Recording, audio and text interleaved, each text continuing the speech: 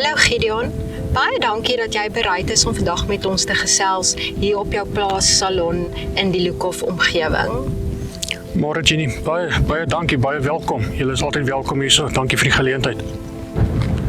Jy is die visiepresident van die Boran Teelers Genootskap en boer sedert 2008 met die Koolskoot Boran stoet. Is hierdie bek en klou seer pandemie die grootste bedreiging wat jy nog ervaar het? Jenny, nog nie. 2012 tot en met 2017 se droogte was ons uitmergelend geweest en COVID was vir ons baie swaar geweest. Ons is nog nie op dieselfde vlak nie. Volgens die Wêreldorganisasie vir Dieregesondheid is daar op die oomblik 26.709 bevestigde gevalle in die land, maar hierdie syfer verander daagliks.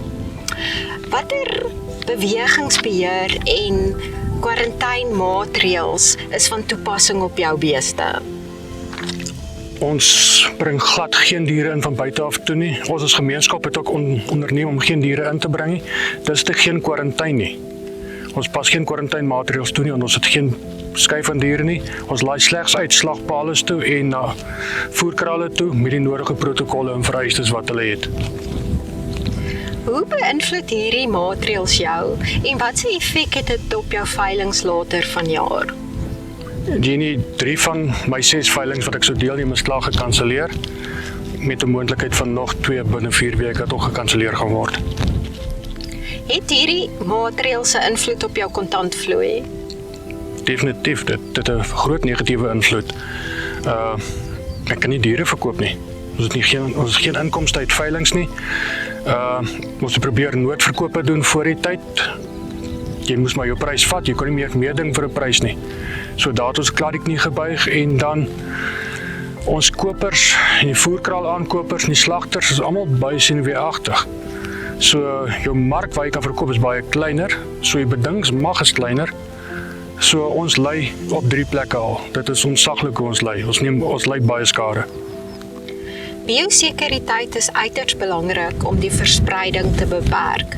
Watse maatreëls het jy in plek gestel om jou kudde te beskerm?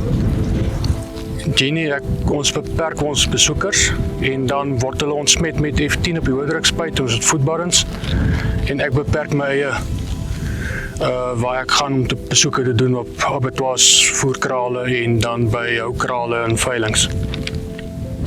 As deel van die Boran Teelers Genootskap, wanneer verwag julle dat die entstof beskikbaar sal wees vir julle lede wat nie in die DMA gebiede is nie?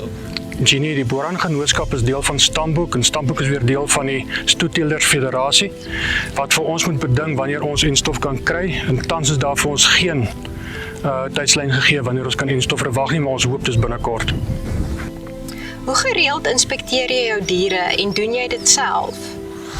Jenny, ek self kontroleer hulle tussen 7 en 5 keer 'n week. Ek verstaan dat bek en klou seer nie die dood van beeste veroorsaak nie, maar sekondêre infeksies. Ent jy jou beeste in teen siektes? Hierdie seisoen ent ons voorkomend met 'n multimineraal om die beeste se immuunstelsel te boost. Gemeenskapsdiere speel 'n groot rol weens hulle onbeperkte beweging en kontak met plaaswerkers. Hoe kan hierdie verspreiding beperk word? Jenny, ek dink gemeenskappe moet deeglik opgelei word. En dan moet die gemeenskappe en die klein boere en die plaaswerkers verantwoordelikheid neem. En slegs dan, deur verantwoordelike optrede, sal ons hierdie siekte kan bekamp. Hoe groot is die effek van die pandemie en die wyse waarop dit gehanteer word op die rooi vleisprodusente? Jenny, ek dink nie die skade kan bepaal word nie. Dis 'n ramp. Dit is onbepaalbaar. En die wyse hoe dit hanteer word, ek glo is krimineel van aard en die mense moet vervolg word. Wat sou jy sê is die oplossing om die aanslag van bek en klou seer op die wild- en veebedryf af te weer? Jenny, ek is nou nie, by wildbedryf kan ek my mening gee nie, ek is nie so op datum met hulle reëls en regulasies nie, maar om ons nasionale beeskudde so spoedig moontlik met 'n betroubare, bekostigbare enstof te ent, en dan om artikel 10 van ons veeverbeteringswet sodanig te verander. Ek dink dit sal ons oplossing vir die beesbedryf kan wees. Dankie Gideon dat ons vandag met jou kon gesels oor die effek van die back and claw seer pandemie op boere. Ons wens jou en al die ander boere sterkte toe met hierdie pandemie. Baie dankie Jenny. Ons waardeer wat julle die moeite doen om ons stories daar buite te kan vertel hoe ons boere moet werk om deur alles te kom. Dankie.